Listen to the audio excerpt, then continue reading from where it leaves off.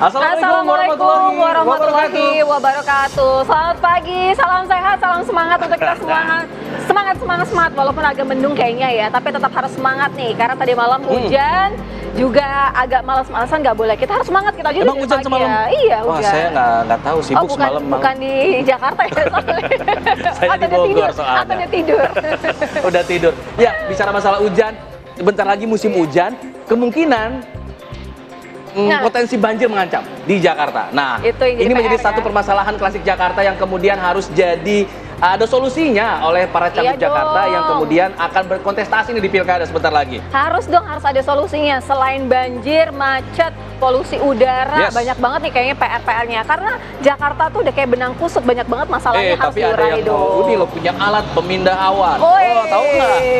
Ada yang ngusulin tuh. Nanti kita akan bahas ya. Dia apa kabar bisa pagi. Tapi sebelum itu kita hadirkan dulu sejumlah informasi pilihan pemirsa. Kita akan buka dari informasi sebuah rumah warga nih di Kabupaten Bangkalan, Madura, Jawa Timur dilalap si jago merah. Ada 2 unit pemadam kebakaran yang turun ke lokasi untuk memadamkan api. Api ini terus membesar dan melambung tinggi di atas rumah yang berlantai 2 yang padat dengan permukiman warga. Petugas pemadam kebakaran yang mengetahui kabar itu pun langsung menurunkan 2 unit mobil pemadam api ke lokasi kejadian. Saat kebakaran itu terjadi, seorang penghuni rumah diketahui sedang terlelap tidur. Mereka baru sadar rumahnya terbakar setelah mendengar teriakan warga. Kebakaran ini diduga akibat korsleting arus pendek listrik. Setelah 2 jam, petugas damkar dibantu warga sekitar akhirnya berhasil memadamkan api.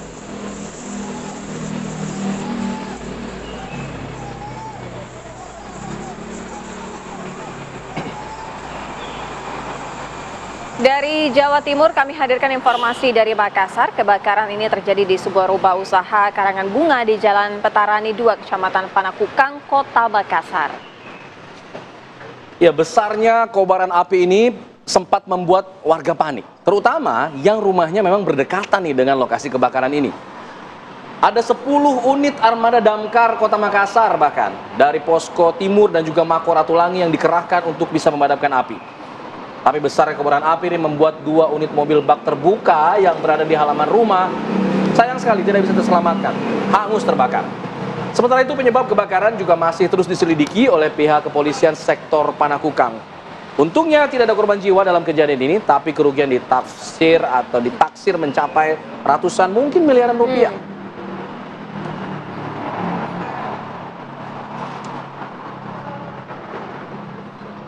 Dari Makassar kita ke Bekasi pemirsa, ada sesosok bayi perempuan ditemukan tergeletak di atas tatakan kompor dalam sebuah warung nih. Warungnya milik warga di Kelurahan Marga Mulia, Kecamatan Bekasi Utara, Kota Bekasi di Jawa Barat. Pemirsa, ini kejadian ditemukan di Bekasi, Jawa Barat.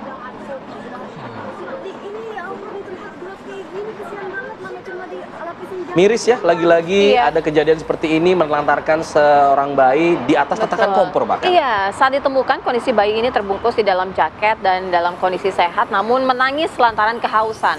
Diduga sang bayi malang ini sengaja dibuang oleh orang tuanya. Pasca ditemukan, bayi tersebut dibawa ke salah satu rumah warga untuk segera diberikan minum ataupun disusui. Untuk saat ini, bayi tersebut dalam kondisi sehat dan dalam perawatan di RSUD kelas D Teluk Pucung, Bekasi Utara, Kota Bekasi.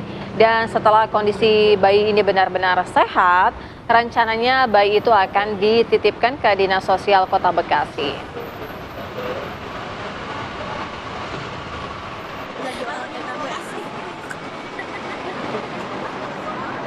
Kami hadirkan pemirsa informasi selanjutnya. Seorang ayah di Palembang menjadi korban penganiayaan oleh anak kandungnya sendiri yang marah karena tidak diberikan uang. Ya, dengan perasaan sedih tentunya bercampur dengan kesal terhadap anaknya. Ada seorang ayah namanya Abu Bakar, usianya 60 tahun ini, ia melapor ke Sentral Pelayanan Kepolisian Terpadu di Polrestabes Palembang. Dalam laporannya, korban ini menjelaskan kalau dirinya ini baru saja dipukul oleh anak kandungnya sendiri. Korban juga menjelaskan jika anaknya ini memang sering kali marah, merusak barang-barang yang ada di rumah kalau keinginannya tidak diberikan. Merasa sudah tidak tahan lagi dengan ulah sang anak ini, korban akhirnya melaporkan kasus penganiayaan ini ke polisi. Saat ini laporan korban juga telah diterima dan akan ditindaklanjuti oleh Satuan Reskrim Polrestabes Palembang. Lagi-lagi sangat disayangkan ya, harus pakai kekerasan, bukannya berkomunikasi dengan secara baik-baik. Apalagi ini kan hubungan antara anak kandung dengan ayah kandung gitu ya, sangat-sangat disayangkan. Ini pasti entah apa yang kemudian ada di pikiran sang ayah juga, pasti berkecamuk. Betul. Iya kan? Iya. Bagaimana kemudian melaporkan anaknya sendiri, tapi merasa kesal sudah tidak tahan lagi. Kita beralih ke informasi lain, pemirsa. Ada Sat Narkoba Polres Blitar Kota, Jawa Timur yang menangkap 5 pelaku pengedar narkoba jenis pil double L dan juga sabu. Nah, salah satu pelaku yang ditangkap ini merupakan anak di bawah umur yang menjadi dalang atau otak peredaran narkoba itu. Pemirsa, satu pelaku yang berstatus anak di bawah umur tidak dihadirkan pada press release bersama tersangka lainnya. Pelaku anak tersebut selama ini menjual belikan narkoba jenis pil double L di wilayah hukum Polres Blitar Kota dengan sasaran pelajar dan anak-anak. Karena target penjualan kepada anak-anak, pelaku bergemas pil tersebut dengan paket hemat. Satu paket berisi 20 butir. Kini polisi masih memburu bandar penyuplai barang haram tersebut. Dari tangan pelaku pun polisi mengamankan 7.000 pil okerbaya dan juga sabu.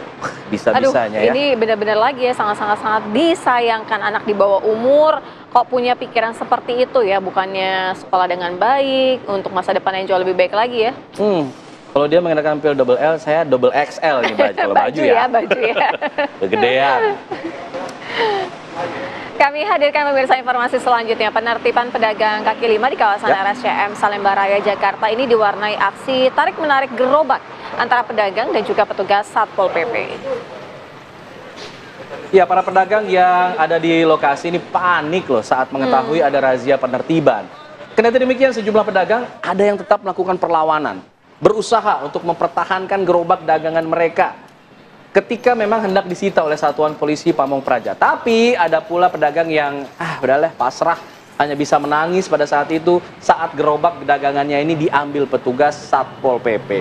Selain itu, ada juga pedagang yang berhasil kabur sambil menyelamatkan gerobak dagangan mereka di tengah keramaian lalu lintas.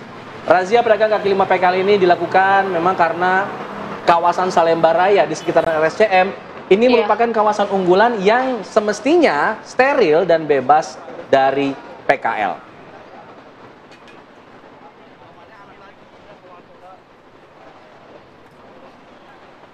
Ini jadi salah satu permasalahan di Jakarta juga ya. Iya, masalah kompleks Jakarta juga nih benar. Pedagang kaki lima yang kemudian banyak di trotoar, mengganggu. Tidak pada tempatnya ya, berjualan ini ya, harus ada solusinya juga supaya mereka bisa mencari rezeki ya. Betul. Baik, ini kita akan memantau bagaimana kondisi arus lalu lintas di seputaran Jakarta. Ada rekan dari teman-teman NTMC, Bribda Jessica, akan mengabarkan mengenai kondisi lalu lintas terkini di Jakarta. Silakan Bribda Jessica.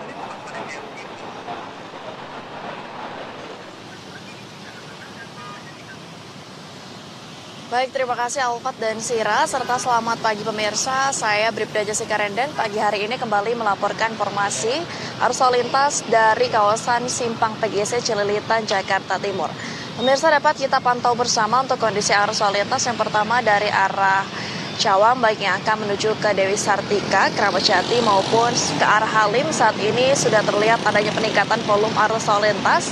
Hal ini bertepatan dengan jam berangkat perkantoran ataupun jam berangkat persekolahan, di mana terjadi perlambatan percepatan dari arah Cawang kurang lebih sepanjang 150 meter di belakang garis stop dan selepasnya dapat kembali dengan normal.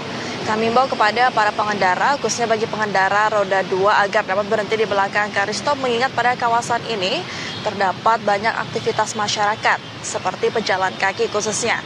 Dan kami himbau juga bagi pejalan kaki agar dapat menggunakan jembatan penyeberangan jalan yang telah disediakan untuk keselamatan bersama. Selanjutnya yakni kondisi arus lalu lintas dari arah Keramat Jati, baik yang akan menuju ke Dewi Sartika, Cawang maupun ke arah Halim juga dapat melaju dengan kecepatan normal selepas antrian traffic light. Arus lalu lintas pada kawasan ini didominasi oleh kendaraan roda 2 dan juga angkutan umum. Dan kami himbau kepada angkutan umum untuk tidak berhenti di bahu jalan agar tidak mengganggu kelancaran arus lalu lintas. Selanjutnya yakni kondisi arus lalu lintas dari arah Halim, yang akan menuju ke Keramat Jati, Dewi Sartika, dan ke arah Cawang. Juga terjadi perlambatan percepatan, namun dapat berlangsung normal selepas antrian traffic light. Pengendara dapat menempuh kecepatan berkisar 40 hingga 60 km per jam, namun kami tetap himbau untuk dapat mengkondisikan laju maksimal kendaraan Anda dikarenakan kondisi arus lalu lintas yang ramai dan terdapat persimpangan pada kawasan ini. Untuk itu bagi setiap pengendara agar tetap mentaati rambu lalu lintas dan traffic light yang ada. Dan pada kawasan ini terdapat jalur busway, untuk itu kami ingatkan agar pengendara tetap berada pada lajurnya dan tidak menggunakan jalur busway sebagai lajur kendaraan Anda. Sedangkan untuk kondisi arus lalu lintas dari arah Dewi Sartika juga demikian, di mana sekali terjadi perlambatan percepatan namun selepasnya dapat berlangsung dengan normal. Dan berdasarkan data RSMS Korlantas Polri, angka kecelakaan lalu lintas seluruh Indonesia dalam kurun waktu 1 kali 24 jam sudah terjadi 199 kasus laka lantas dengan rincian 22 meninggal dunia dan 30 luka berat. Dari 100... Baik, terima kasih Bribda Jessica. Informasi pantauan arus lalu lintas di sekitar Jakarta Timur sudah mulai ramai lancar ya masih tapi. Ya, kita jeda dulu pemirsa, nanti kita akan kembali lagi dan sejumlah informasi lain. Tetap di sini, di Apa Kabar Indonesia Pagi.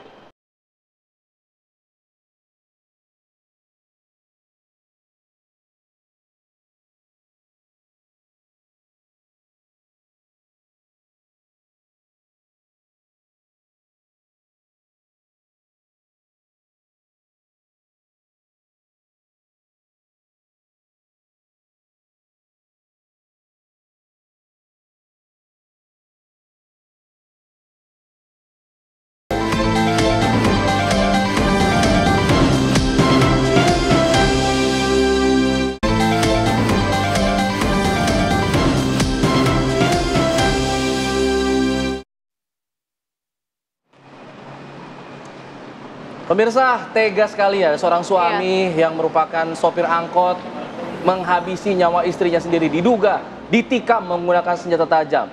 Sebelum kejadian, korban dan pelaku ini sempat cekcok kabarnya di kontrakan mereka di kawasan Margasari, Kecamatan Buah Batu, Kota Bandung. Korban bernama Siti Oktaviani, 21 tahun ini tewas usai dihabisi oleh suaminya sendiri.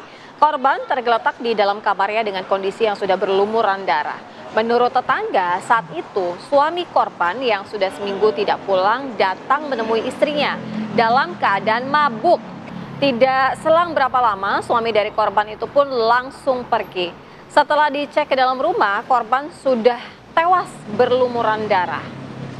Menurut para tetangga, korban ini sering curhat ketidakharmonisan dalam rumah tangga mereka, serta sering mendapatkan kekerasan dari suaminya yang diduga karena masalah ekonomi.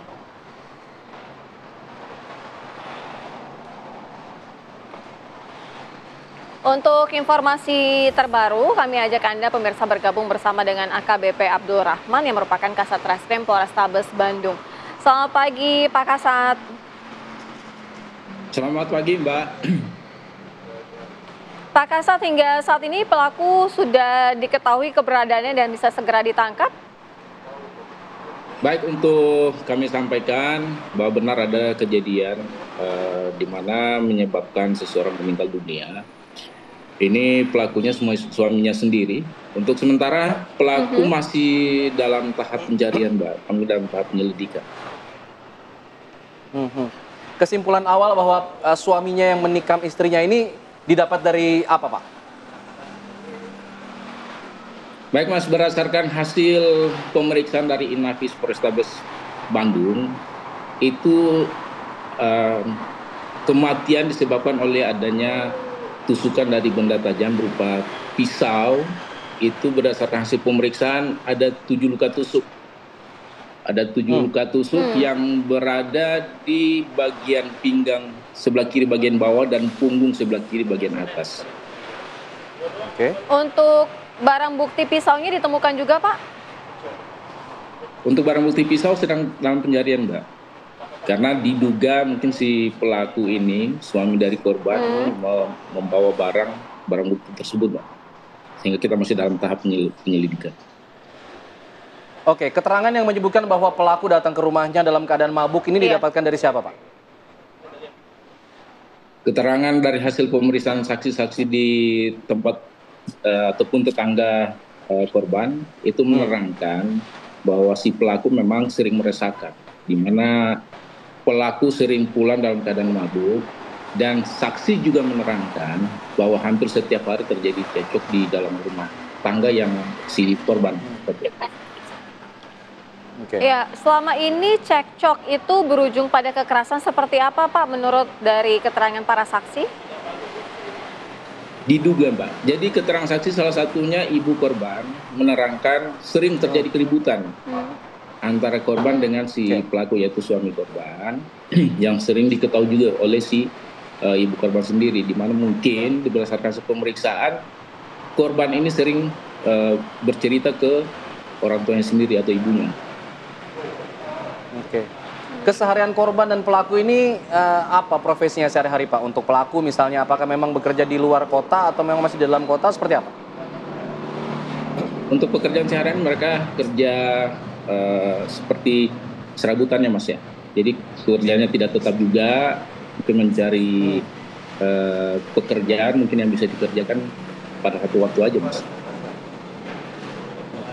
Iya, mereka itu sudah menikah berapa lama, Pak Kasat?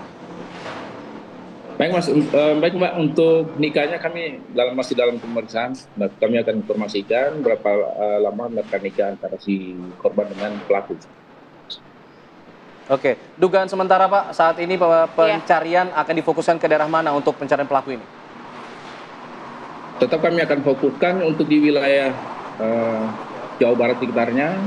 Dan kemudian ketika ada informasi mungkin yang kira-kira lebih tajam lagi mengenai keberadaan, mungkin bisa jadi di luar Jawa Barat kita akan melakukan pencarian. Baik, terima kasih AKBP Abdul Rahman selaku Kasat Reskrim sudah bergabung sama kami di Apa Kabar Indonesia Pagi. Selamat pagi. Terima kasih, Mas. Selamat pagi, salam presisi. Ya. Kita hadirkan pemirsa informasi selanjutnya, nanti akan membahas mengenai, kita adu saja lah ya gagasan-gagasan ini ya dari para calon gubernur Jakarta ya. Mereka beradu gagasan karena memang kompleksnya Jakarta. Ada banjir, ada macet, ada polusi udara. Betul. Luar biasa banyak Kita butuh inovasi sih. Apa sih inovasi yang ditawarkan oleh mereka ini? Nanti kita bahas di sini di Apa Kabar Indonesia Pagi.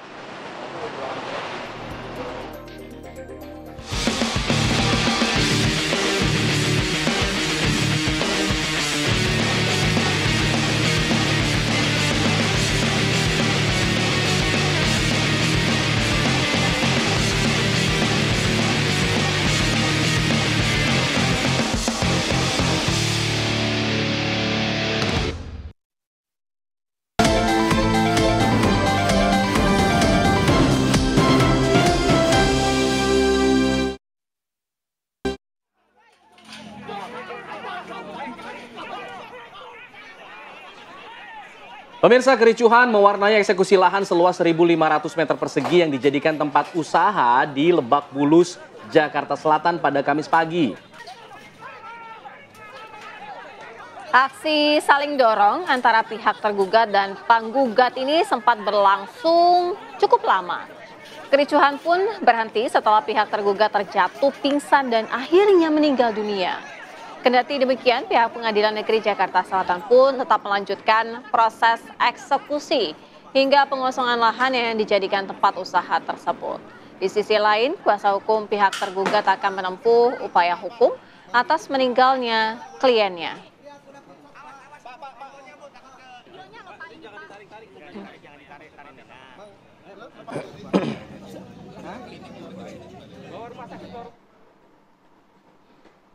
Pemirsa, pihak berwajib hingga kini masih terus berupaya mengungkap pelaku yang bertanggung jawab atas kematian Nia Kurniasari yang merupakan gadis penjual gorengan asal Padang Pariaman, Sumatera Barat. Kini orang-orang terdekatnya satu persatu mengungkap sosok Nia yang kerap menjajakan makanan kecil demi bisa kuliah. Ini pemirsa adalah potongan-potongan dari video Nia Kurniasari bersama sahabatnya Yuka Aulia. Ia merupakan gadis berusia 18 tahun. Sekarang telah tiada dan Nia ditemukan tewas dengan kondisi terikat tanpa busana, terkubur di kawasan perbukitan tidak jauh dari rumahnya. Salah seorang yang menceritakan tentang sosok Nia ini adalah Yuka. Ia mengaku sangat kehilangan sosok Nia. Dia memanggilnya dengan sebutan Anya. Menurut Yuka, Nia atau Anya ini adalah sosok sahabat yang baik, sifatnya ngemong bahkan. Sehingga membuat ia dianggap sebagai kakak lah oleh teman-temannya.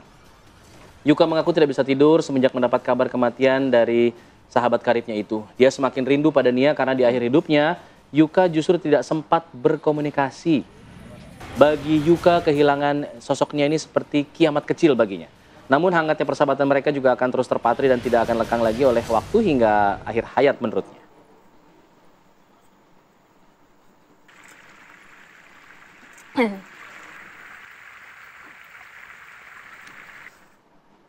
Ya, kita beralih ke informasi lain pemirsa. Sidang peninjauan kembali atau sidang PK 6 terpidana kasus pembunuhan Vina dan Eki pada tahun 2016 dilanjutkan dengan pemeriksaan saksi yang dihadirkan oleh pihak kuasa hukum. Dalam sidang PK lanjutan Kamis kemarin, terdapat 16 saksi fakta yang dihadirkan di Pengadilan Negeri Kota Cirebon, Jawa Barat. Belasan saksi ini terbagi dalam klaster alibi dan juga klaster penangkapan. Di antaranya Teguh Wijaya, Okta Rangga Pratama, Pramudia Wibojati, dan Ahmad Saifuddin. Mereka ini diketahui merupakan rekan terpidana yang pada saat itu mengaku mengetahui keberadaan para terpidana di tanggal 27 Agustus 2016 silam atau pada saat kejadian di malam peristiwa terbunuhnya Vina dan Eki. Seperti saksi Teguh dan Okta yang mengetahui 5 terpidana selain Rivaldi ini berada di rumah Ketua RT Pasren. Sementara pada sidang lanjutan hari Jumat ini, tim kuasa hukum akan menghadirkan saksi ahli diantaranya Susno Duaji dan Reza Indragiri.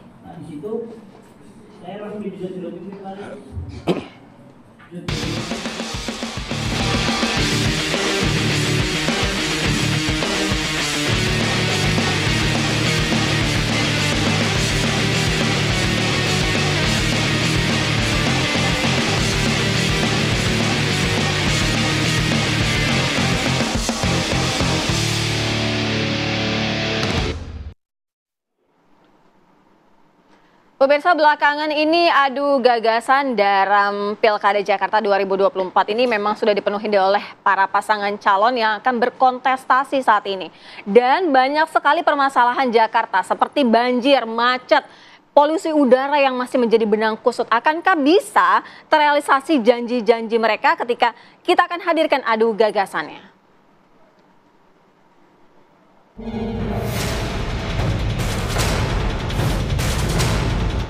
Pilkada Jakarta 2024 diprediksi para pasangan calon gubernur dan wakil gubernur akan beradu program andalan. Kompleksnya permasalahan Jakarta akan menjadi tantangan tersendiri bagi pasangan Ridwan Kamil Suswono, Pramono Anung, Rano Karno, dan Dharma Pongrekun dan Kunwardana. Mereka akan unjuk kebolehan dalam meracik program-program terpilih yang diharapkan warga Jakarta. Sejatinya perkembangan Jakarta dari masa ke masa terus membaik. Transportasi hingga layanan digital yang sudah dirintis gubernur sebelumnya menjadi program yang diharapkan terus dikembangkan di masa kegubernuran terpilih kelak. Namun masalah kaum miskin kota, banjir, kemacetan, dan polusi udara yang hingga saat ini masih menggurita menjadi pekerjaan rumah bagi RK Suswono, Pramono Rano Karno, dan Dharma Kun yang tak bisa dibilang mudah. Lantas, apa saja program-program andalan ketiga pasangan calon gubernur dan wakil gubernur Jakarta? Tim TV One mengabarkan.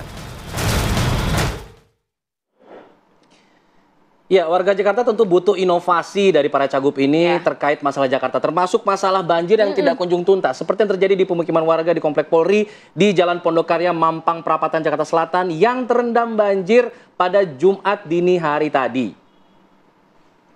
Tingginya curah hujan di Jakarta sejak sore hingga malam hari ini membuat saluran air pun tak mampu menampung debit air. Kondisi ini diperparah oleh meluapnya air dari Kali Mampang akibat intensitas hujan yang cukup tinggi di kawasan hulu seperti Bogor dan Depok, Jawa Barat. Ketinggian banjir di perubahan Kompleks Polri hingga Jumat dini hari masih berkisar antara 40 hingga 50 cm. Akibat adanya banjir, para pengendara juga harus memilih jalan yang lebih tinggi lagi hingga ada pemotor yang mengalami mati mesin akibat nekat menerobos banjir.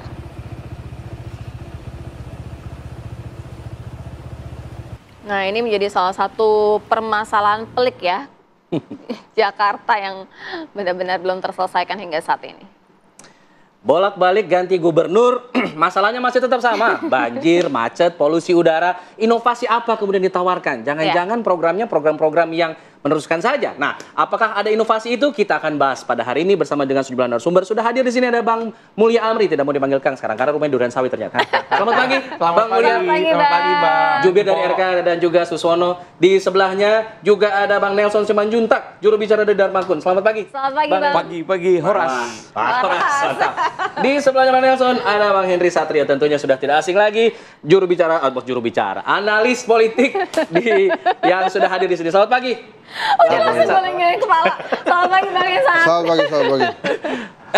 Tidak lupa kita juga hadirkan Bang Aldi Perdana Putra, jubir dari Pramono Rano yang sedang menuju ke studio. Kita akan tunggu nanti kehadiran seperti apa. Saya ingin ke Bang Mulya dulu kalau begitu. Bang Mulya, inovasi apa nih? Soalnya banjir berulang kali terjadi. Kemarin kita sudah berbincang bahwa nanti akan dibangun lagi daerah-daerah kosong untuk waduk-waduk begitu ya, untuk pembebasan lahan dan sebagainya. Tapi ada inovasi baru apa nih yang kemudian bisa ditawarkan untuk warga Jakarta? Ya, inovasi yang ditawarkan Ridwan Kamil dan Pak Suswono untuk Jakarta itu sebetulnya kita udah harus berorientasi internasional. Jakarta itu harus jadi kota global yang berkeadilan.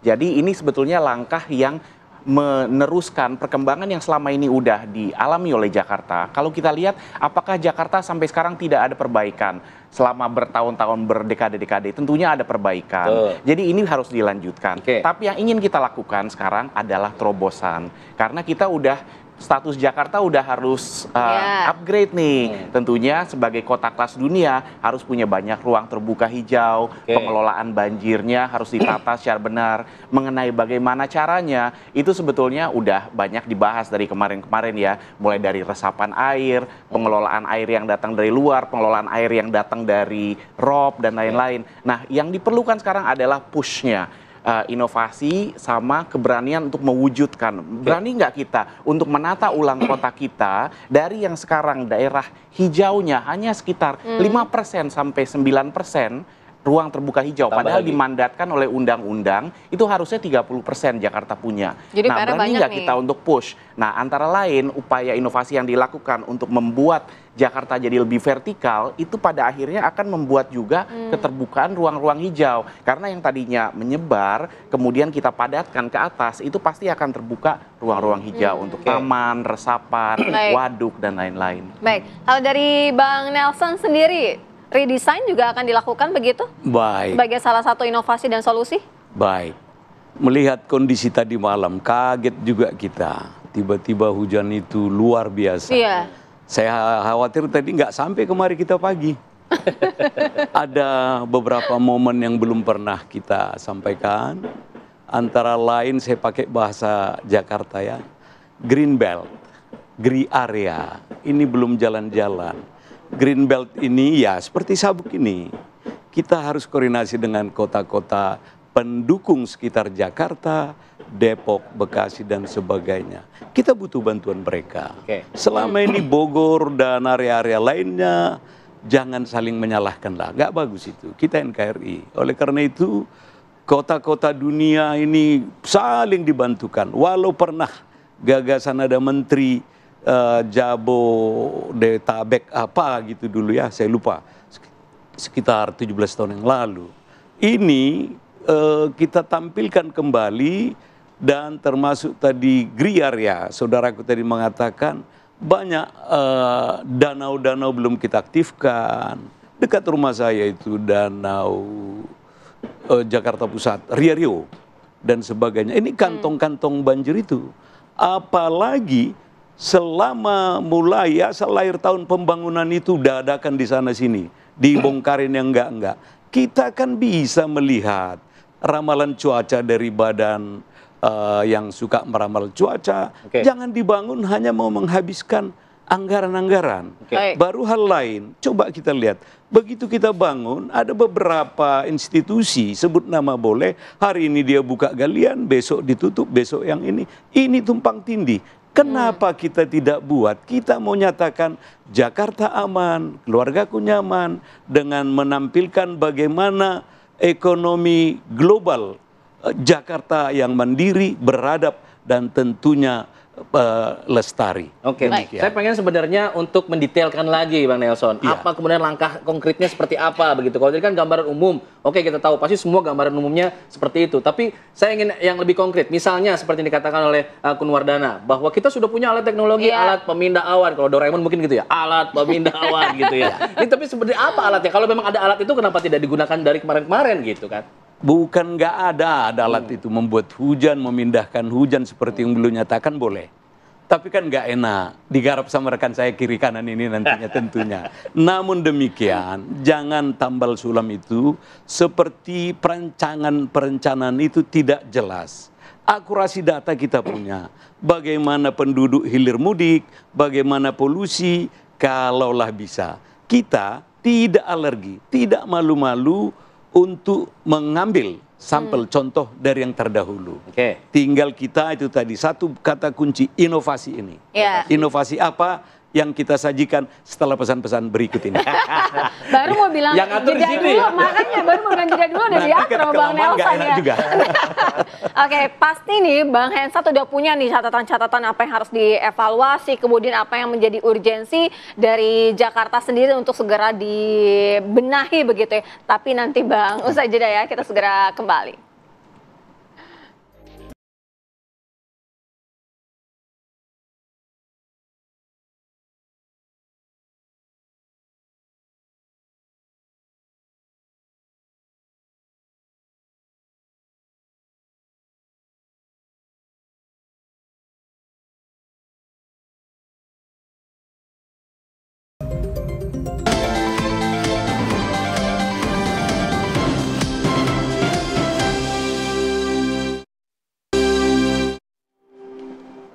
Pemirsa, saatnya kita lanjutkan dialog perbincangan panas adu gagasan ketiga paslon. Sudah bergabung bersama kami Bang Aldi Perdana Putra, merupakan jubir Pramono Rano. Selamat pagi Bang Aldi. Selamat pagi semuanya. Kena macet tadi ya? Iya, kena macet. Nah itu salah satu peliknya Jakarta. Sebelum kita nanti ke Bang Hensat ya, untuk pamungkasnya kita dengarkan dulu dari Bang Aldi. Bang Aldi, ada tidak sih inovasi-inovasi, apalagi tadi kan ketemu juga sama yang namanya macet gitu kan. Inovasi untuk menangani Jakarta yang sangat-sangat kompleks ini. Yang pertama sih, kita melihat kan kemarin itu hujan yang cukup lama. Mungkin di situ menyebabkan naiknya air yang bisa menjadi salah satu faktor kebanjiran di Jakarta di pagi hari ini sih. Nah, hal-hal tersebut mungkin akan menjadi pembelajaran masalah yang akan dibelanja oleh Mas Rano dan Bang Dul.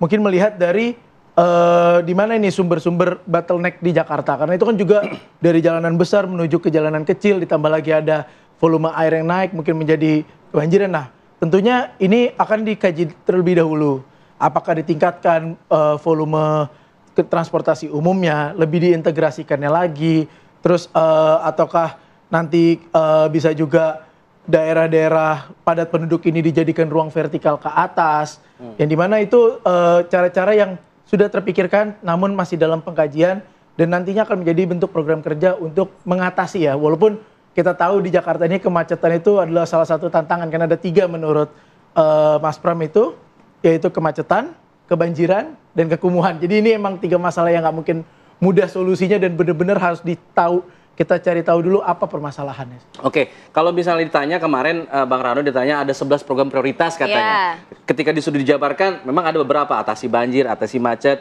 atasi pemukiman kumuh. Tapi ketika ditanya detailnya itu nanti kita akan bahas lagi. Sama seperti yang Bang Ali bilang nih, kenapa kemudian tidak mau langsung artinya apakah ini artinya tidak programnya ini belum rigid, belum pasti, belum terdeskripsi dengan jelas? Atau seperti apa sebenarnya? Sebenarnya bukannya belum terdeskripsi dengan jelas, tapi pada dasarnya ini Mas Pram dan Bang Rano ini benar-benar sangat hati-hati betul dalam mengeluarkan solusi. Jadi permasalahan saat ini adalah kebanyakan kita semua ini berbicara seakan-akan kita tahu solusinya, tapi kita tidak tahu sebenarnya permasalahannya itu apa sih.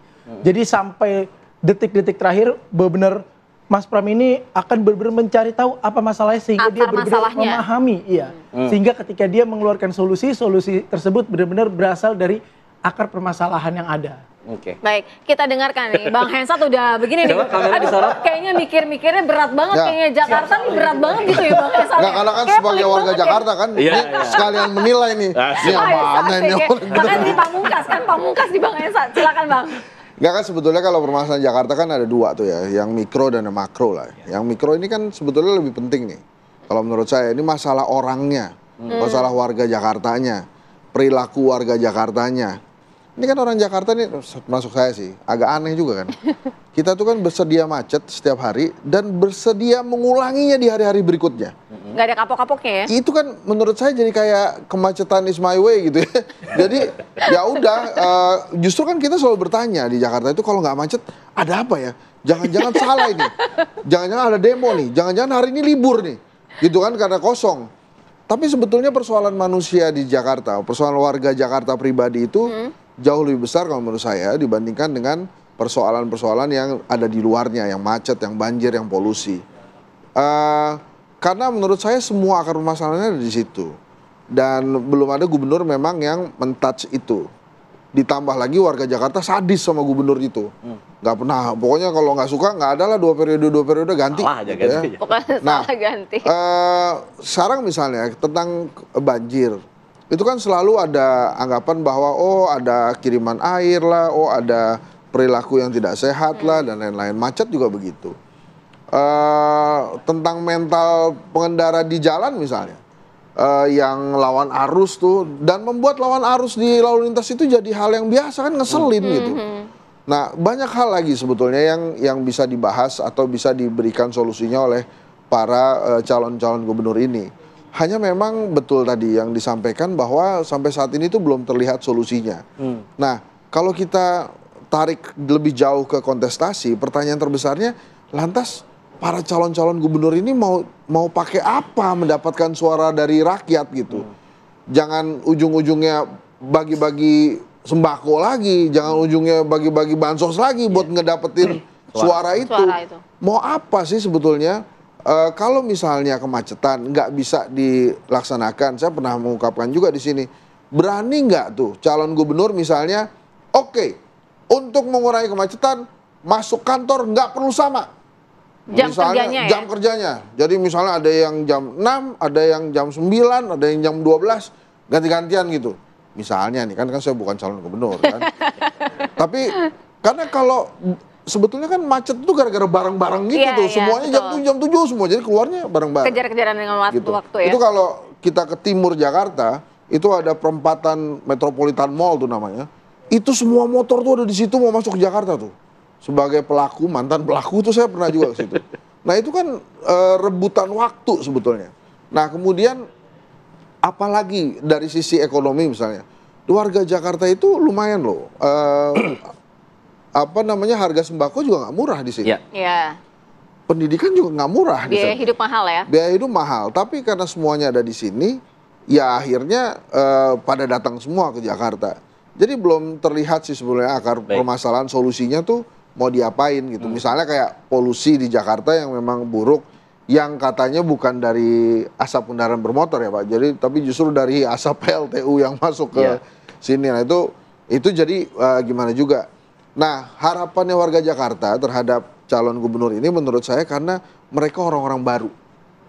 Jadi karena orang baru sebetulnya punya kemewahan untuk menawarkan apa aja. Satu hal yang baru lagi. Ya satu hal yang baru lagi gitu. Dan Jakarta ya memang kotanya untuk Indonesia, jadi silakan aja capres dari mana aja bisa masuk gitu. Dan sebetulnya itu yang kita tunggu. Ini mau ngapain? Dapetin suara gue nih, lo mau pakai apa? Nah gitu. itu menarik. Nah yang menarik juga Bang Henry dan para narasumber yang lain, kalau kita lihat telaah nih program-program kerjanya, hampir tidak ada proyek-proyek mercusuar yang kemudian ditawarkan. Gitu. Proyek-proyek besarnya itu kita belum mendengar itu. Lebih ke proyek-proyek yang langsung menyentuh lah ke masyarakat. Apakah ini menjadi satu hal strategis tersendiri, misalnya untuk RK Suswono? Ya, sebetulnya kalau mau bicara proyek mercusuar atau proyek yang mendapatkan perhatian itu bisa banyak. Kalau Pak Ridwan Kamil itu baru 2 hari yang lalu diundang untuk mendapatkan gelar profesor kehormatan dari sebuah universitas di Eropa, Eurasian National University.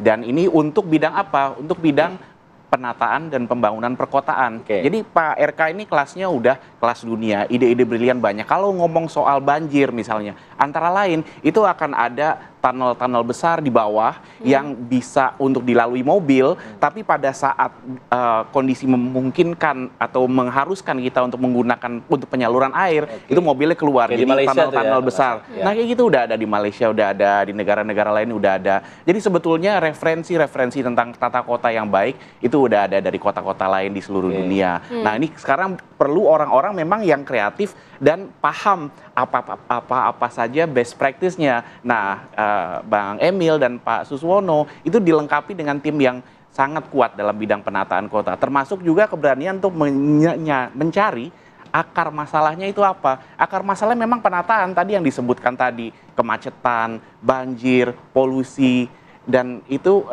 kembali lagi ujung-ujungnya memang bagaimana kota ini harus ditata. Tadi kita bicara soal ruang terbuka hijau, itu bisa banyak. Hak kita warga negara untuk mendapatkan ruang terbuka hijau yang tidak terpenuhi karena selama ini kotanya tidak pernah tertata. Dengan ruang terbuka hijau kita bisa mendapatkan mengurangi polusi, mengurangi banjir, dan juga untuk menambah kebahagiaan ruang-ruang untuk olahraga. Jadi itu memang salah satunya harus diselesaikan dari akar masalahnya. Mungkin tidak terdengar seperti wah, ada yang baru, proyek mercusuar baru gitu. Tapi kembali kita selesaikan akar masalahnya apa. Karena akar masalahnya ini selama ini yang nggak pernah diselesaikan gitu. Iya, jadi makanya masih terus terjadi ya. Kalau dari Bang Nelson sempat tadi menyinggung-nyinggung bahwa banjir ini juga karena kalinya dangkal, kemudian juga ada persoalan macet itu karena bottleneck, sehingga juga terjadi kemacetan-kemacetan. Nah, artinya inovasinya itu akan menyinggung itu, akan perubahan itu, atau ada cara-cara lain lagi untuk mengantisipasi kemacetan dan juga banjir?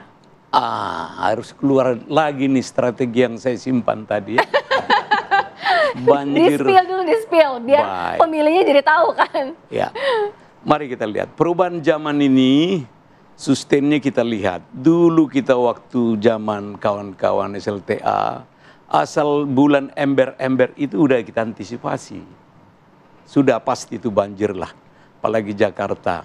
Dikaitkan dengan kota mercusuar tadi ya, ini ada terjadi jenjang yang paling tinggi sekali. Di satu sisi mercusuar, di sisi lain dengan grassroots. Mari. Salah satunya untuk banjir tadi, ya ada alat-alat itu yang dijanjikan kawan.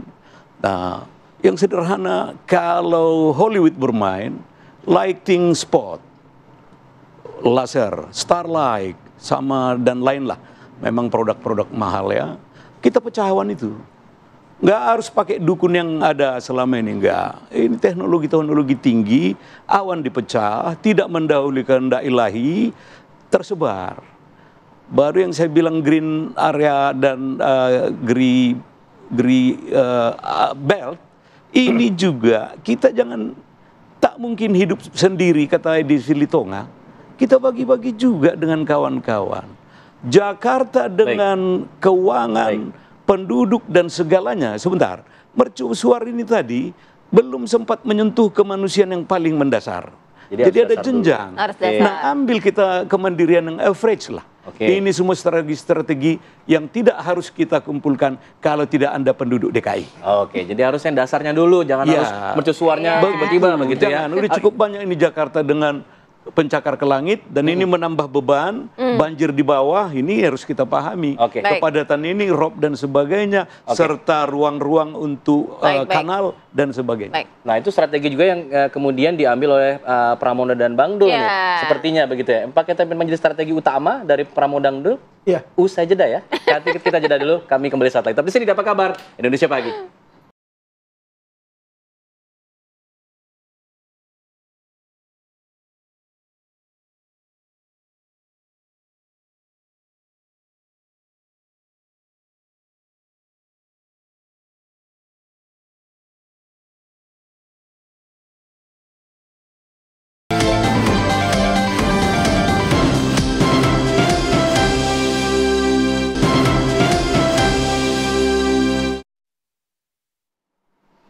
Pemirsa, bakal calon gubernur dan bakal calon wakil gubernur Jakarta, Ridwan Kamil Suswono ini bersilaturahmi ke kediaman mantan gubernur Jakarta. Letnan Jenderal TNI Purnawirawan Sutioso di Museum Yos di Bekasi, Jawa Barat. Ridwan Kamil dan Suswono melakukan silaturahmi dengan mantan Gubernur DKI Jakarta itu, Letnan Jenderal TNI Purnawirawan Sutioso di Museum Bang Yos. Pada Kamis siang, RK dan Suswono ini meminta nasihat serta menyerap aspirasi sebagai bekal untuk maju dalam pemilihan Gubernur Jakarta 2024.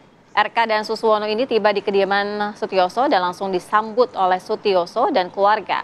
Kemudian mereka langsung mengarah ke Museum Bang Yos di sekitar kediaman Sutioso. Dalam pertemuan itu, Sutioso memberikan nasihat agar RK Suswono ini bisa membereskan urusan tidak dengan drama-drama, tapi dengan pendekatan kemanusiaan.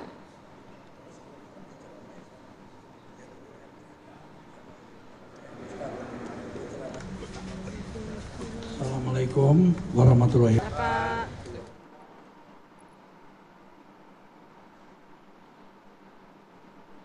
Ya, sementara untuk bakal calon wakil gubernur Jakarta, Rano Karno kembali melakukan safari politiknya ke kediaman putra sulung Presiden Republik Indonesia Soekarno, yakni Guntur Soekarno Putra. Dalam safari politik jelang pemilihan kepala daerah tahun 2024 ini, Rano Karno atau Bang Dul gencar menyambangi tokoh-tokoh penting putra-putri terbaik bangsa dalam memberikan arahan dan juga meminta masukan untuk membenahi permasalahan yang masih terjadi di Jakarta. Baca Wagub DKI Jakarta ini, Rano Karno menjelaskan dalam pertemuan ini ia meminta restu untuk bisa maju, maksudnya untuk maju ya dalam kontestasi Pilkada tahun 2024 serta untuk meminta petunjuk mengenai tata kelola pemerintahan khususnya Jakarta. Sementara itu, Guntur Soekarno Putra juga mengatakan bahwa hal ini merupakan langkah yang baik dan juga akan menimbulkan jiwa patriot nasional sejati yang cinta pada Bung Karno. Mungkin itu. Silakan Mas Tok. Ya. Kami hadirkan pemirsa informasi selanjutnya. Calon Gubernur Jawa Tengah, Ahmad Lutfi ini belusukan ke sejumlah pasar tradisional di Kabupaten Demak, Jawa Tengah untuk memantau harga kebutuhan pokok dan juga menerima aduan para pedagang. Belusukan calon Gubernur Ahmad Lutfi diawali dari Pasar Sayung Demak, Jawa Tengah, kemudian ke Pasar Bintoro, dan selanjutnya ke Pasar Gajah hingga Pasar Buyaran. Di setiap pasar ini, Ahmad Lutfi disambut para pedagang yang selama ini mengeluhkan kondisi pasar yang sering saja tidak kondisinya layak dan juga sering rusak. Ahmad Lutfi ini mengaku kehadirannya ke pasar untuk melihat langsung kondisi pasar yang ada di Demak sekaligus memantau harga kebutuhan pokok. Menurut Ahmad Lutfi menilai pasar sebagai pusat perekonomian kerakyatan yang harus diperhatikan. Dirinya pun berjanji akan melakukan perbaikan dan menata ketertiban pasar-pasar tradisional di Jawa Tengah ini.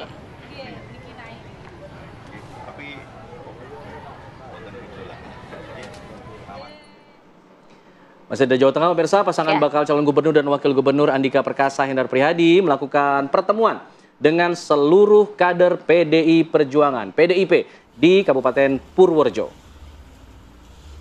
Ya, bakal calon gubernur Jawa Tengah dari PDI Perjuangan, Andika Perkasa ini beserta bakal calon wakil gubernurnya, Hendar Prihadi, optimistis bisa memenangi Pilgub Jateng 2024. Hal itu disampaikan langsung oleh Andika Perkasa seusai menghadiri rapat kerja cabang khusus atau Rakercapsus DPC PDIP Purworejo.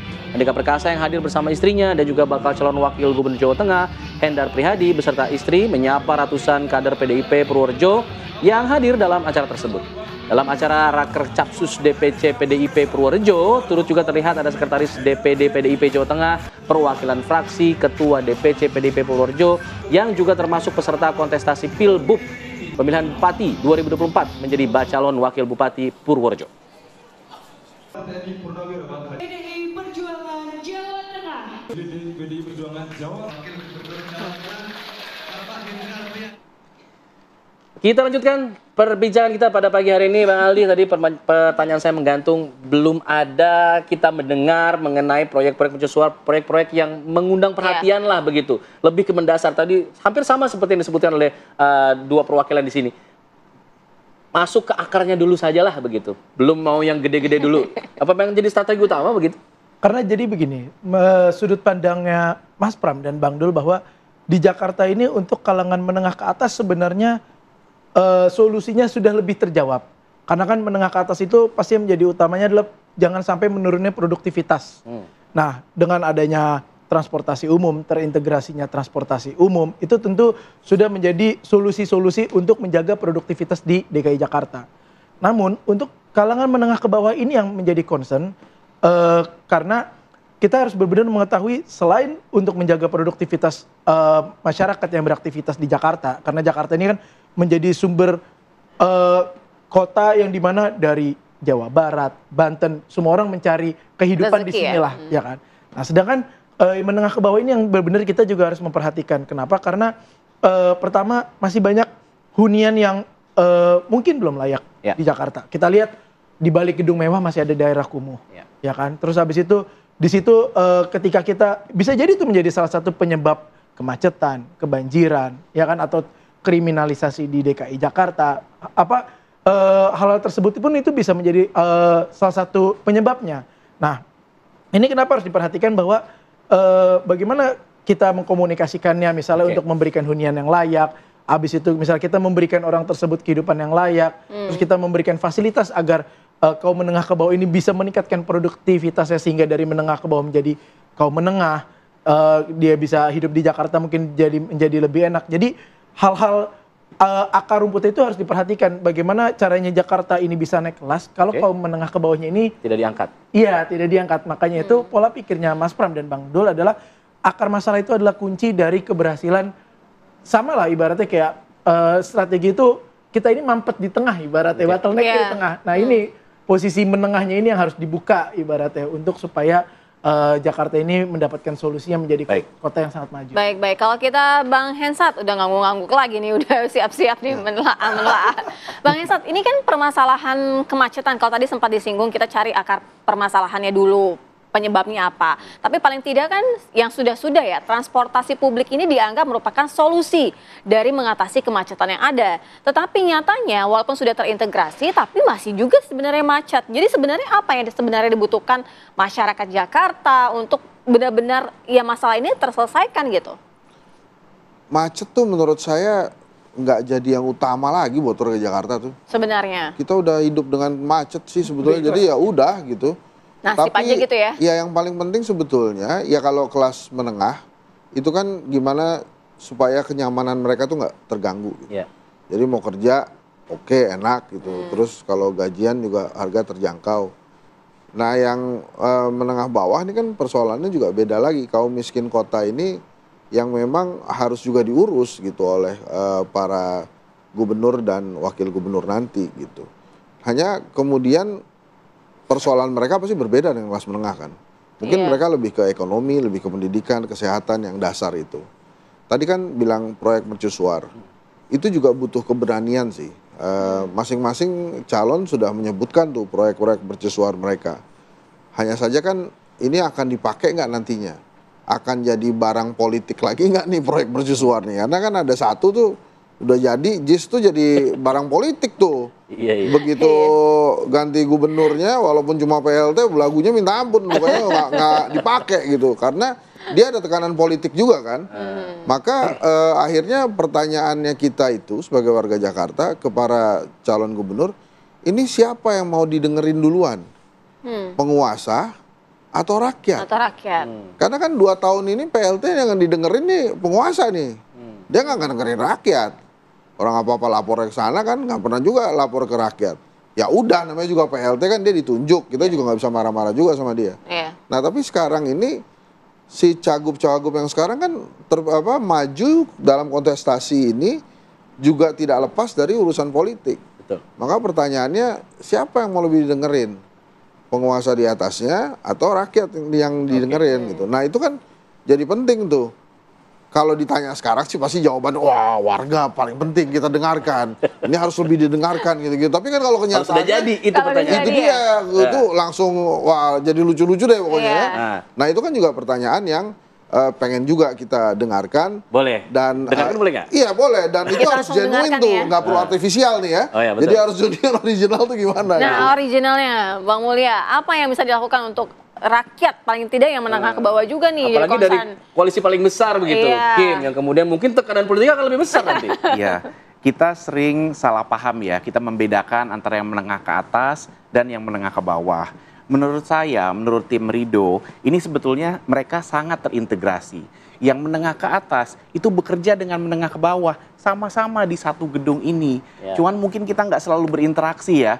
Ada yang bekerja sebagai cleaning service, office boy, dan security, dan lain-lain. Itu mereka sama-sama warga Jakarta, sama-sama tinggal di sini, sama-sama kerja di sini. Sebetulnya simbiosis mutualisme itu yang harus ada. Nah, salah satu cara untuk kembali bisa membuat kita semua hidup dalam kondisi yang nyaman adalah tadi saya kurang setuju dengan Bang Hensat sebenarnya bahwa macet itu sudah diterima aja. Sebetulnya orang Jakarta memang setiap hari day in day out mengalami kemacetan, tapi sebetulnya di dalam masih mendongkol, Bang. Menurut saya ya. Jadi saya terus terang tidak rela kalau sampai orang Jakarta menerima kemacetan sebagai fakta. Ini yang harus digarap, dan antara lain program ya masifnya pendekatan kepada masyarakat untuk menata ulang kota menjadi lebih vertikal agar bisa kerja di sini, tinggal di sini sebelah-sebelahan atau jalan kaki 15 menit, 10 menit kayak begitu. Oke, tapi itu supaya programnya tidak dipolitisasi, tidak mendapat tekanan politis, lebih mendengarkan rakyat itu bagaimana gitu? Iya, kita sudah pendekatannya sudah ada. Ada teman-teman yang namanya arsitek komunitas atau konsultan pembangunan yang bekerja sama dengan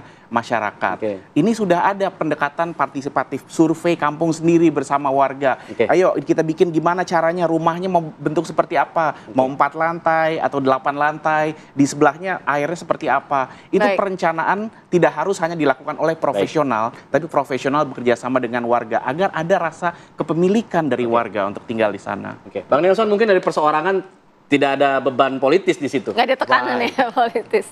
Satu hal, the hiding area ya. Sebuah area tersembunyi yang nggak pernah dimunculkan. Pemerintah ini harus dynamic, bukan statis ya. Kalau tadi menara itu mercusuar ke langit, ini low level dulu lah. Mari kita lihat, sumber daya manusia. Pekerja, manpower kita sebut, di regulasi itu dikatakan minimal 2 tahun, maksimal 5 tahun pindah. Tour of duty, tour of area. Atau kita sebut nama lain detachering.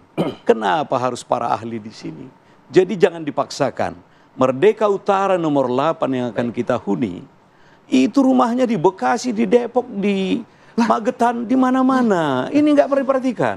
Saya selalu baca regulasi itu, teori otonomi daerah. Itu tadi rekan saya mengatakan tidak ada lagi campur tangan pusat, khusus yang 6 sektor. Selebihnya 34 sektor itu milik daerah. Jangan ditahan-tahan orang pindah. Orang mau kawin lagi atau bagaimana, jangan ditahan-tahan. Contoh, satu keluarga, minimal 5 kali sekian. Kalau kita pindahkan dengan jabatan dan kondisi yang sama, dari Merdeka Utara, Merdeka Selatan 8 ke Bekasi, sudah berkurang 5. Pegawai di sana sebentar, 10.000, sudah 500.000. Ini kan sudah mengurangi. Nah tadi, ini kita tidak pernah menciptakan rumah sakit stres. Saudaraku ini bagus sekali. Dia paksakan ketika kita lebaran, Jakarta itu kayak hantu. Ini kan tidak bagus sebuah kota global yang kita Bang Nelson, waktunya sudah habis. Mohon maaf, kita ke Bang Aldi secara singkat saja apa yang bisa dilakukan untuk rakyat menengah ke bawah? Singkat saja. Yang pertama, maksudnya ini apa yang bisa dilakukan Mas Pram dan Bang Dul? Iya, betul.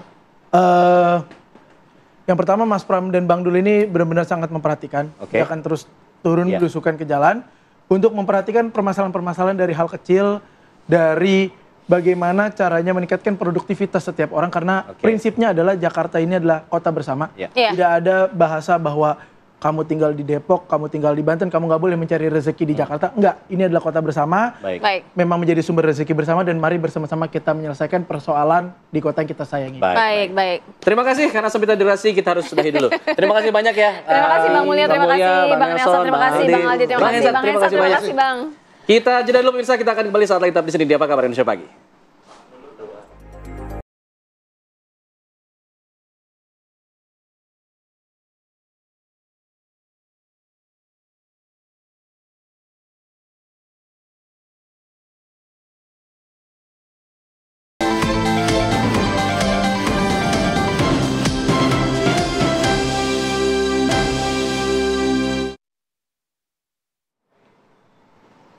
Terima kasih Anda masih bersama kami. Pemirsa, Presiden Joko Widodo memberikan arahan kepada para pejabat TNI dan Polri di Istana Negara, Ibu Kota Nusantara IKN Kalimantan Timur, Kamis siang kemarin.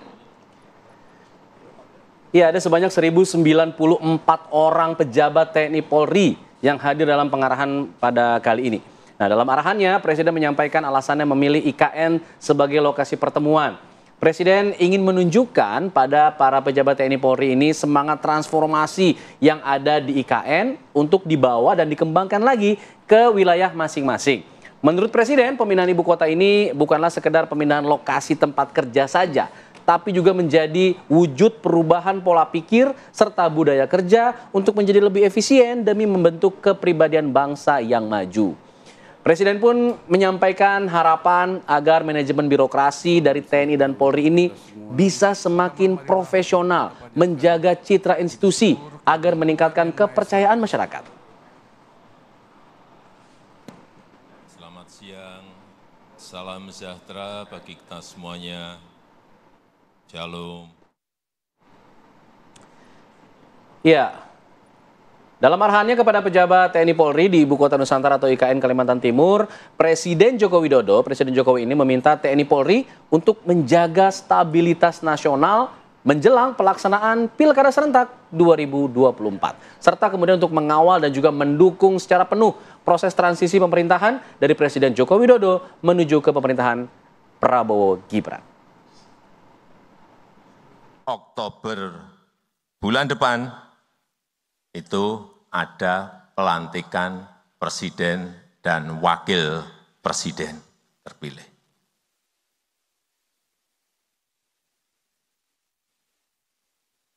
Satu bulan lebih sedikit akan ada pelantikan presiden dan wakil presiden terpilih. November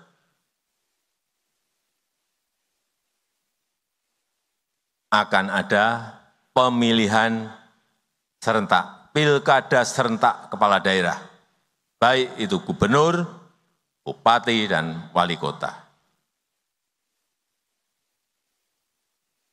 Sehingga saya minta TNI dan Polri harus betul-betul menjaga stabilitas yang sudah terjaga sampai saat ini.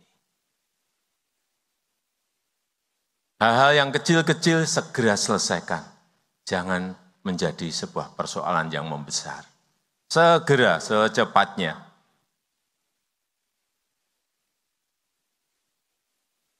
Sekali lagi, sehingga saya minta TNI dan Polri harus menjaga betul stabilitas. Mendukung penuh transisi pemerintahan.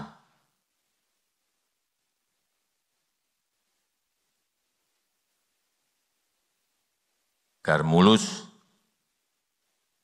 pemerintahan yang saya pimpin akan dilanjutkan oleh pemerintahan baru yang dipimpin oleh Bapak Jenderal TNI Purnawirawan Prabowo Subianto.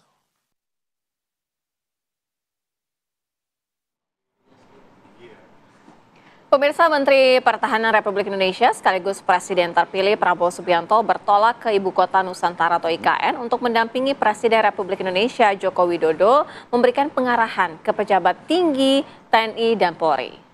Ya, Panglima TNI Jenderal Agus Subianto, Kapolri Jenderal Listio Sigit Prabowo, Mensesnek Pratikno, Seskap Pramono Anung, Menko Polhukam Hadi Cahyanto, dan Menteri PUPR Basuki Hadi Mulyono juga turut hadir dalam acara ini. Nah, dalam pertemuan, Presiden Republik Indonesia Joko Widodo memberikan arahan agar TNI Polri dapat menjaga stabilitas nasional menjelang pelaksanaan Pilkada Serentak 2024. Seperti yang kita dengarkan tadi ya, bagaimana dari pidato dari Pak Joko Widodo dengan didampingi oleh Presiden terpilih Prabowo Subianto. Joko Widodo juga menyampaikan kepada para petinggi TNI Polri untuk mengawal dan mendukung penuh proses transisi pemerintahan pada Oktober mendatang. Nah, pengarahan Presiden kepada pejabat TNI Polri ini ditutup dengan kegiatan foto bersama dengan latar Istana Negara Ibu Kota Nusantara, IKN.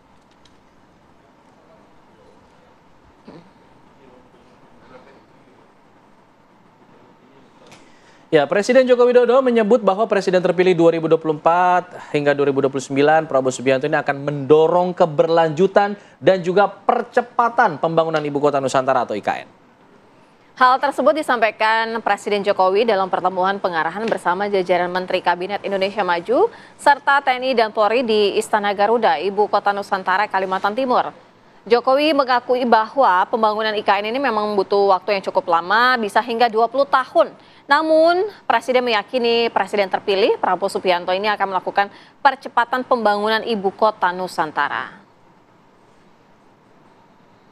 Ini belum jadi.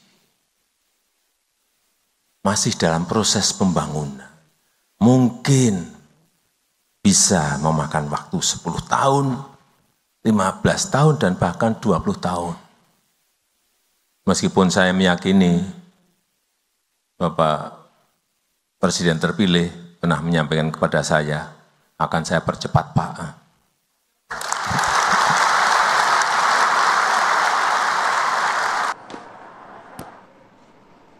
Pemirsa, Menteri Keuangan Sri Mulyani melalui media sosialnya @sm_indrawati mengunggah sejumlah foto pertemuannya dengan Prabowo Subianto. Pertemuan tersebut ini berlangsung pada Senin 9 September lalu dan bertempat di kantor Kementerian Pertahanan Republik Indonesia di Jakarta. Ya, pertemuan itu tersaji dalam foto-foto ini, pemirsa. Tampak juga di foto Wakil Menteri Keuangan Thomas Djuwandono. Unggahan foto dari Sri Mulyani ini kemudian menimbulkan sejumlah spekulasi. Salah satunya mengenai ada sosok Menteri Keuangan baru di Kabinet Pemerintahan Prabowo Gibran. Nah, menanggapi spekulasi tersebut, Wakil Menteri Keuangan Thomas Djuwandono angkat bicara. Menurut Thomas, pertemuan antara Sri Mulyani dan juga Prabowo Subianto pada Senin lalu itu adalah untuk membahas anggaran pendapatan dan belanja negara APBN 2024. Hal senada pun juga tertulis di media sosial Sri Mulyani. Nah, Thomas membantah bahwa pertemuan itu membahas soal kabinet baru yang melibatkan Sri Mulyani. Bisa saja jadi diangkat lagi ya. Iya.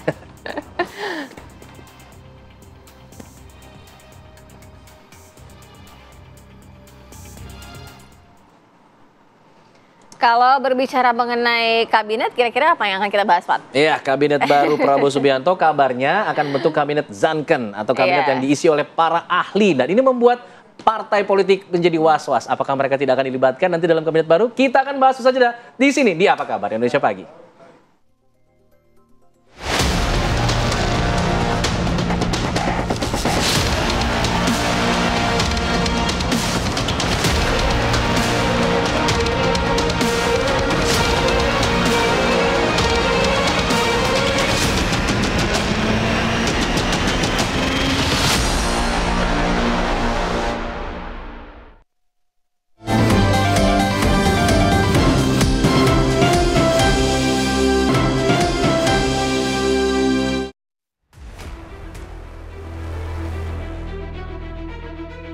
Presiden terpilih Prabowo Subianto mulai mempersiapkan menteri yang akan mengisi kabinet bersama partai pendukungnya.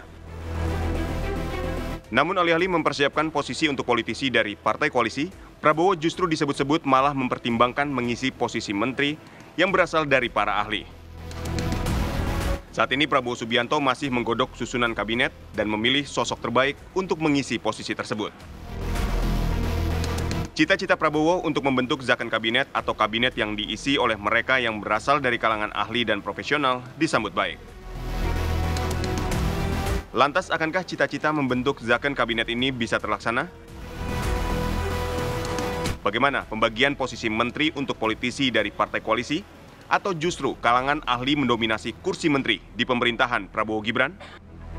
Viwan mengabarkan.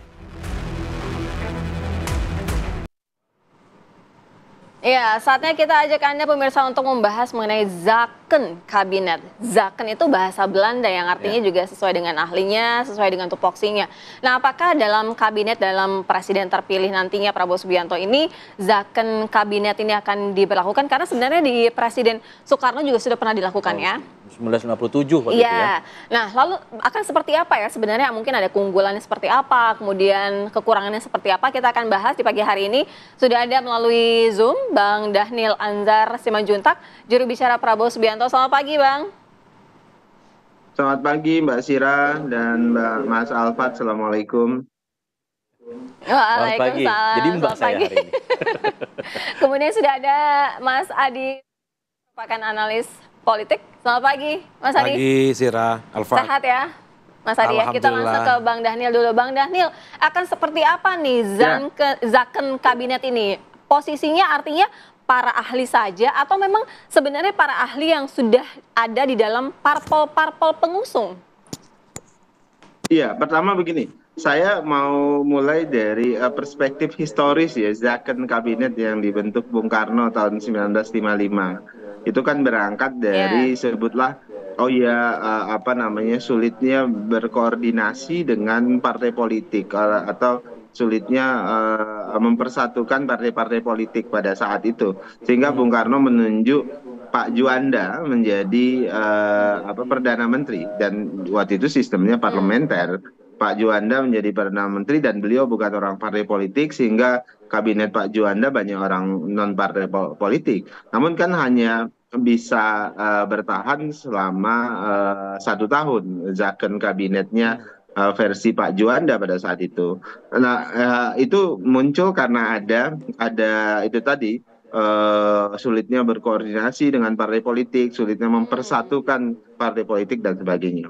Nah, yang kedua, jadi alasannya alasan politis sebenarnya. Zakon kabinet yang dibentuk oleh Bung Karno pada saat itu ya alasan politisnya Bung Karno.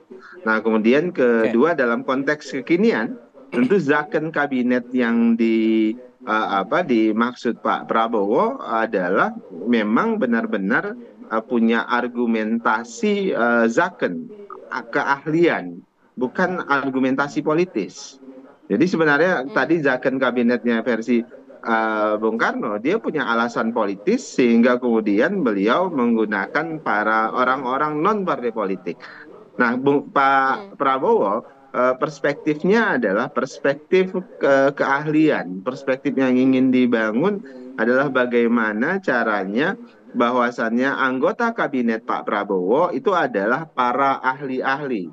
Nah, orang ahli yang dibutuhkan Pak Prabowo ini bisa berasal dari partai politik, bisa juga berasal dari luar partai politik.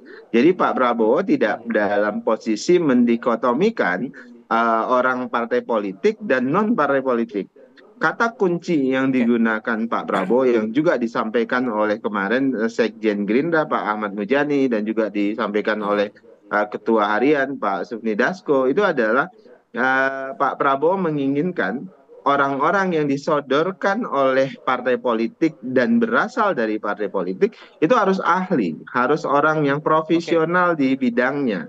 Dan itu pasti sangat banyak di partai politik. Di partai politik banyak sekali ahli pendidikan yang memahami pendidikan dengan baik.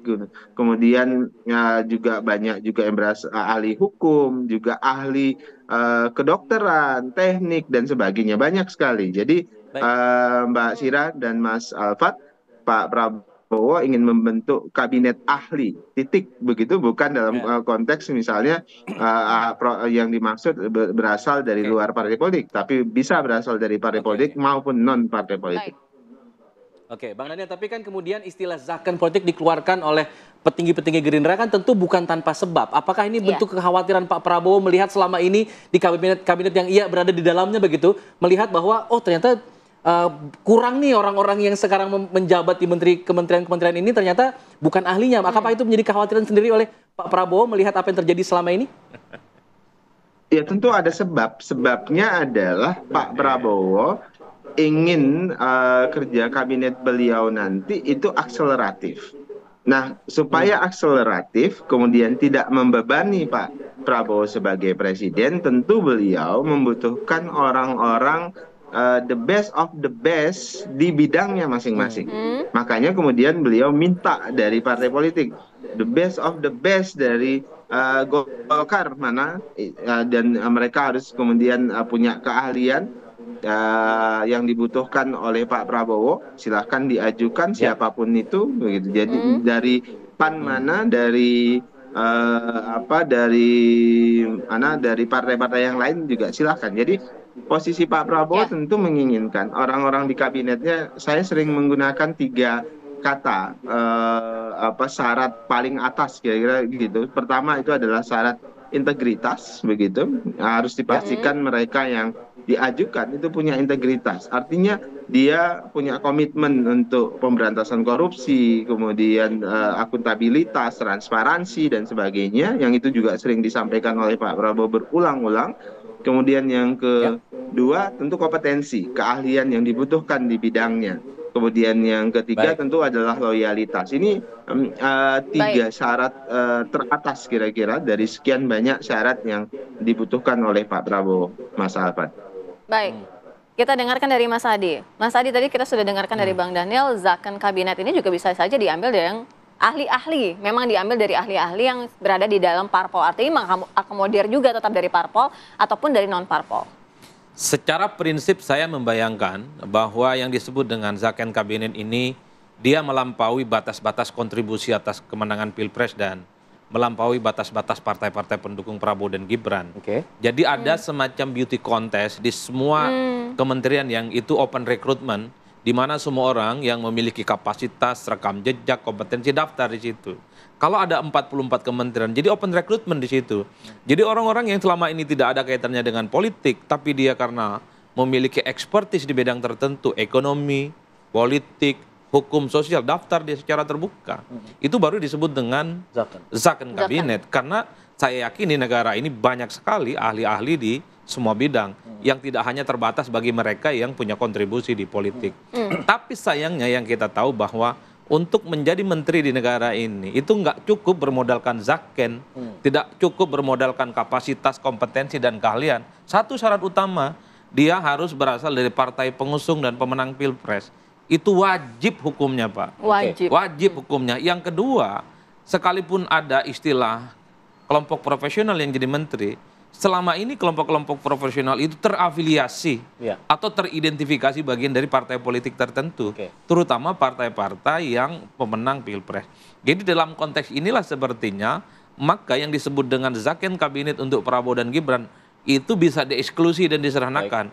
Mereka adalah ahli yang berasal dari partai, kalangan profesional yang memiliki kontribusi atas pemenangan Prabowo dan Gibran. Di luar itu minggir dulu. Di luar itu minggir dulu. Nah, akan seperti apa proporsinya nanti yang benar-benar profesional dengan ahli-ahli yang kemudian masih terafiliasi lah dengan kekuatan politik. Nanti kita jawab ya, Bang Daniel ya, usai jeda. Tetap di sini, apa kabar Indonesia Pagi.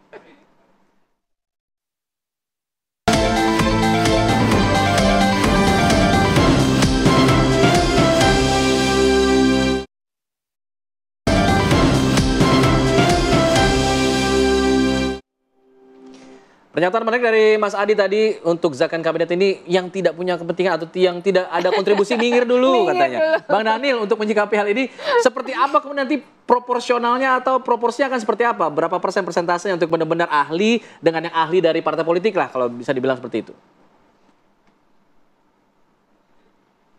Itu kata kuncinya 100% ya.